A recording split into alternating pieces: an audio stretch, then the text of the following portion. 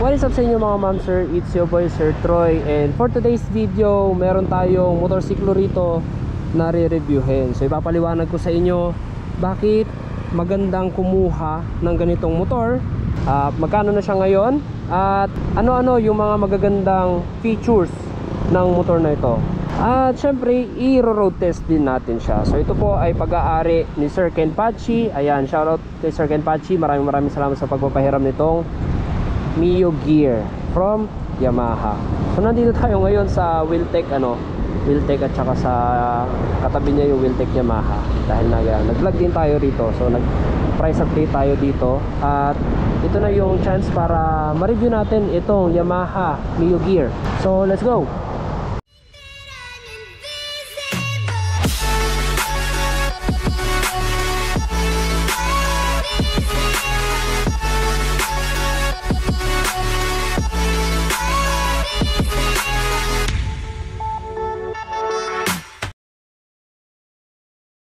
Okay, so unahin natin ang specifications nito, si Yamaha Mio Gear. So siya po ay standard, wala siyang idling stop system. Basic lang yung kanyang kulay, matte gray. At yung kanyang seat cover ay black lang. Meron kasi itong Mio Gear S, which is may mga design din at saka naka leather yung kanilang mga seat cover. At iba rin yung kulay ng mga yon. So si Yamaha Mio Gear po ay may displacement na 125cc. Meron siyang maximum horsepower na 9.3 horsepower. At nagpo-produce siya ng maximum torque na 9.6 Newton meter torque. So siya po ay 4-stroke, 2 valves, single overhead cam, air cooled, at siya po ay naka CVT or yung continuous variable transmission. So naka belt drive po ito, So maximum RPM niya 8,000 at maximum torque RPM ay 5,500. So single cylinder at merong maximum capacity na oil na 800 ml. So walk around muna natin siya. So ito kasing si Yamaha Mio Gear, bukod sa mababa lang siya, hindi naman ganung kaliitan, which is wala tong pinipili na rider, mapababae, lalaki, kahit hindi katangkaran, bagay na bagay itong Mio Gear. At para naman sa kanyang fuel tank capacity, 4.2 liters, at ang kanyang fuel consumption maabot ng 50 kilometers per liter. Sobrang tipid na nun, guys. At top speed niya 100 kilometers per hour. So not bad na rin, para sa isang scooter na 125cc. So ganda ng kulay niya, air cooled, tambucho niya, merong heat guard. Sa kanyang mga ilaw, hindi pa ito lahat LED. So yung likod natin, brake lights at turning signals ay bulb type pa. Bukod dito sa kanyang headlight, yung headlight niya yata yung bukod tanging LED. Ito yung high. Yan, ito yung high niya, ito yung low beam. At meron siyang daytime running light, naka bulb din, kulay yellow. Turning signals, meron nga pala itong hazard, ayan, naka valve type yung kanyang mga turning signals. Tapos ganun din dito sa likod, naka valve type yung kanyang brake light at turning signals. So plaka natin, merong reflectorized dito para added visibility pag nagra-ride kayo sa gabi. Merong apakan ng pinion, may side stand, center stand, meron siyang kickstarter at electric starter. So ito yung kanyang hazard button. Ito yung slot ng yung sa idling stop system. Yan, side mirror, down type, high and low beam, turning signals, busina. Okay na rin. Sa kanyang panel naman, yan, analog yung kanyang speedometer. Saka yung kanyang total odometer, fuel gauge, analog din. At sa mga light indicators natin like flashers, meron tayong high beam, check engine, at eco mode.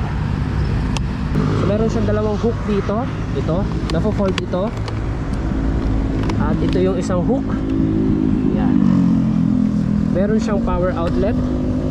Ayan, power lighter socket, hindi siya yung USB type na charger port. Yung brake niya, merong handbrake. Yan, ayan, naka-disc brake yung harapan. Yan, single piston at naka brake drum pa rin yung likuran. Yan, yung mga fairings nya meron nakalagay na multi-purpose, paka ng pilon, may Yamaha dito sa gilid. Yan, Mio Gear, merong sticker, emblem ang Yamaha, at meron din dito sa harapan na gear. So kanyang mags, alloy casted, rim 14 pareho, tubeless na ang mga gulong. At ito yung size ng mga gulong. Single shock absorber. Kanyang grip, makapit naman, malagkit. Wala siyang slider, meron lang siya dito mga plastic na tingin ko pagka maglalagay kayo ng bar end mirror or slider, ayan, pwede siyang alisin at lagyan. Kanya namang footboard, merong double purpose dito, no? Merong pampilon at meron din dito. Ganon din dito, napakahaba ng footrest or sa footboard. Ayan. At spacious na rin. Pwede lagyan ng bag sa gitna. Ayan. Meron tayong grab bar for pilon. Ayan. Malaki na rin. Pwede na. Okay. So sa presyo ni Yamaha Mio Gear standard, ito po, ilalagay ko dito sa top right. So yan po ay based sa presyo dito sa Wiltec Muñoz, Barangay Curva, Nueva Ecija. So same lang din naman sila dito, no? Kasi same Wiltec din yan. Merong exclusive for Yamaha and merong multi-brand dito. Okay guys, so yan ang specifications para kay Yamaha Mio Gear. So i-test drive naman natin siya ngayon. So si Sir Troy po merong height na 5'6". Okay naman yung paa ko, nakalapat pareho. So tingin ko yung mga 5 flat or I think mga kahit 4'8 hanggang 4'8 pataas, eh abot na abot nyo na to. At the same time magaan lang din naman itong motor na to. Okay, so pasensya na kayo, nalimutan ko palang isaksak yung microphone natin, kaya pala medyo pangit yung audio natin kanina nung nire-review natin itong si Mio Gear. So ngayon po ay isosoli na natin ang motorcycle kay Sir Ken Pachi, at the same time ay test drive na rin natin siya. Unang-una, comfy siya kasi yung paa mo nandito lang sa gilid, pwede mo siyang ganyan-ganyan. Tapos yung kanyang engine power, isipin nyo yun, ano, tumatop speed siya ng 100 kilometers per hour. Tapos yung konsumo niya more than 50 kilometers per liter pa. So napakatipid na niya, at the same time matulin. Meron pa siyang eco mode, oh. Kung kailan pinatipid ang gasolina, mas lalong lumakas ang makina. Yan. Sa singit-singit okay lang ito kasi medyo makitid lang yung kanyang handlebar. Sa long ride, siguro maximum 100 kilometers pahinga kayo kasi siya ay air-cooled lang at hindi siya liquid-cooled. Wala po siyang radiator. So, although siya ay air-cooled lang, meron lang siyang fan sa gilid, kailangan nyo pa rin ipahipahinga ito dahil ang mga motorsiklo na hindi liquid-cooled, medyo malakas pong sumunog ng langis. Braking power niya, okay lang. Kasi magaan ang motor, naka-disc brake ang harapan, tapos kahit naka-brake drum yung likuran niya, malakas kumapit, ano. Like this, from 40, brake tayo. Wow, di ba? Kumakapit pa yung gulong. Paliwanag natin ng konti kung bakit hindi tayo dapat gumamit ng preno sa likod lagi at harapan dapat yung lagi natin ginagamit. So dati kasi ang pagkakaalam ko, 70% sa kaliwa sa rear brake at 30% sa front brake. So mali pala yon, guys. Ang dapat pala 70% sa front brake at 30% sa rear brake. Ang rear brake kasi natin is nagsiserve lang as pang balance or pang guide. Hindi talaga sila yung pinaka pang stop, or wala sa kanila yung pinaka stopping power ng brake. Pansinin nyo, mas malalaki ang mga disc brake sa harapan compare sa disc brake sa likuran. Sa disc brake po yun, ganun din dito sa brake drum, lalo na kung naka brake drum. Alam naman natin na mas malakas ang disc brake kumpara sa brake drum. So sanayin nyo at baguhin ninyo yung style ninyo na sa likod lagi pumepreno. Pwede naman pumreno sabay, Kasi pepreno naman yun. Hindi mo kailangan tipirin yung preno mo, lalo na kung matulin ka at kailangan mo talagang huminto. So yun, pagdating sa safety, huwag nyo titipirin ng inyong sarili. So 70% sa front at 30% sa likod. Sa tires naman niya, okay lang, hindi ma-vibrate kasi siya ay naka road tires. So ang size sa likuran ay 100, rim 14, at size sa harapan 80, rim 14. Tapos tubeless pa siya, no?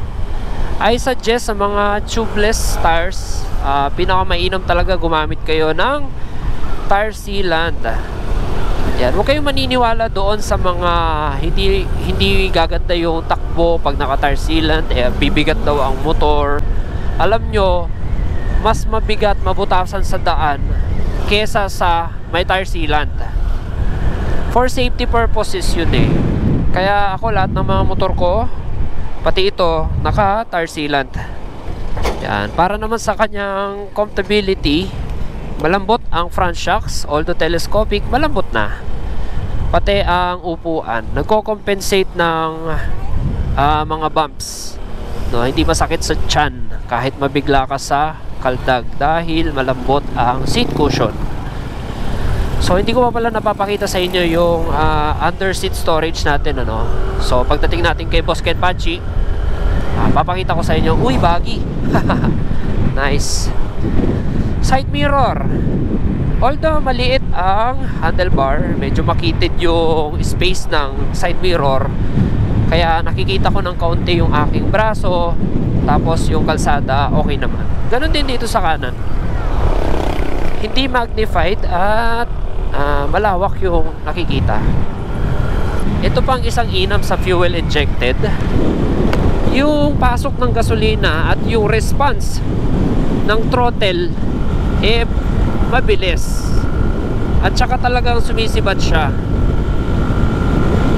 Try natin patakbuhin ng medyo mabilis. Eri na si Boss Ken Pachi. Ito yung shop niya.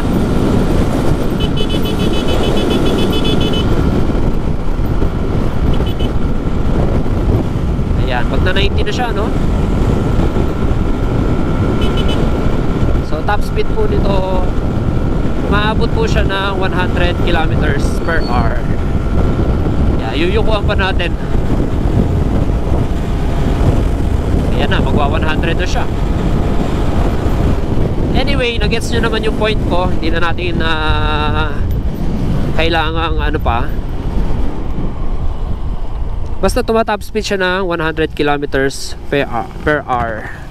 So it takes time lang dahil ito ay 125cc at hindi naman ito 1000cc. Basta yon, ganun siya ka-powerful at the same time matipid. So pwede na rin talaga ito pang long ride. Yan, dito tayo nag-road test ngayon sa Muñoz. Papunta ito ng Lupao, Pangasinan. Dito rin kasi nakapwesto yung masarap na kainan or tapsihan ni Boss Ken Pachi. Ayan, 3JS Tapsilogan. Only rice pa siya. What's up, Boss Ken? Uy, sakto, naka Scooter King, oh, Wheeltech. Yan po si Boss Ken, ang owner ng ating gamit na Yamaha Mio Gear. Ito ang kanyang underseat storage. I think merong 4 liters ito at hindi kasya ang helmet dito kahit ano, no. Meron siyang tools dito sa ilalim. Yan, mga basic na tools. Screw. I think wala siyang pangtanggal ng spark plug, ano. Pero meron siyang screwdriver na pwede pagpalitin. Pwedeng screwdriver or flat screw. Okay, so yan ang ating vlog review para sa Yamaha Mio Gear. At kung nagustuhan niyo yung vlog natin, please like, comment, share, and subscribe. And hit the bell notification para updated kayo pag may bago tayong video. So, any thoughts about this bike? Comment nyo lang dyan sa comment section at sasagutin natin yan agad-agad. Ito pala yung design ng kanyang headlight, oh. Medyo naka-curve siya rito. Matalim sa ibabaw, tapos naka-curve dito sa ibaba. Yun, so yun lang. Ride safe and see you on my next one.